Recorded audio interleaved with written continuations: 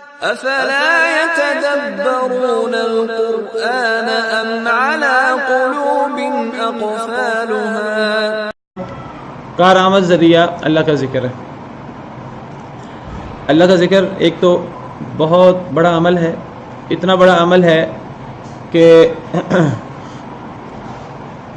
یہ نامہ اعمال میں بہت بھاری ہے، اور اس کی فضیلت دیگر اعمال میں بہت زیادہ ہے.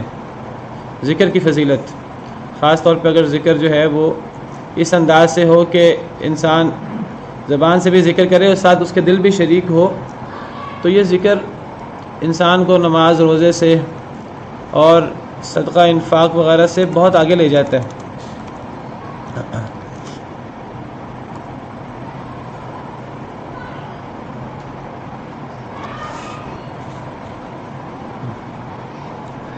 حدیث مبارکہ میں ہے کہ نبی کریم صلی اللہ علیہ وسلم نے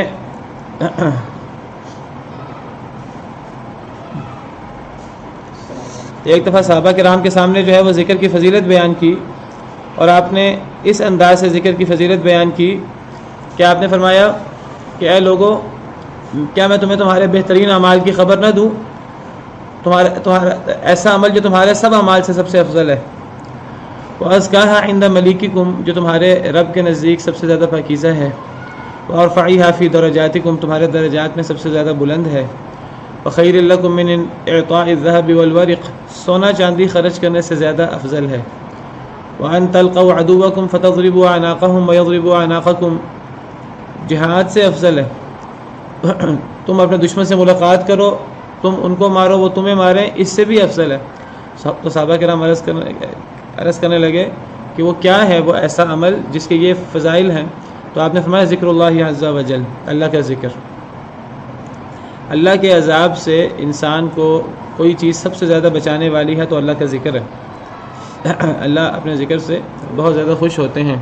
وَلَذِكْرُ اللَّهِ أَكْبَرُ، بعض حدیث میں تو ہے کہ انسان سبحان اللہ کہتا ہے، الحمدللہ کہتا ہے، تو یہ زمین و آسمان کے درمیان کا خلا بھر جاتا ہے. إن هذا القرآن يهدي للتي هي أقوم ويبشر المؤمنين الذين يعملون الصالحات أن لهم أجرا كبيرا.